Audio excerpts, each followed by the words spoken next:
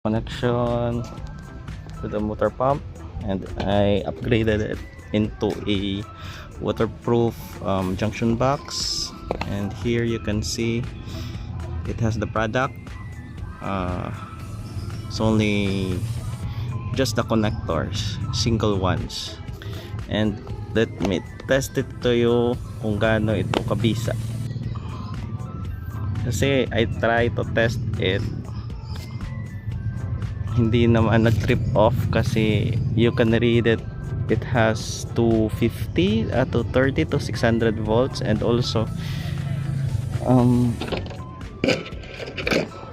it has a 32 amperes, so kayang kaya. Let me show it.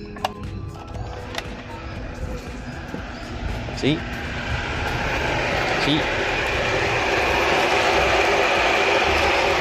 so that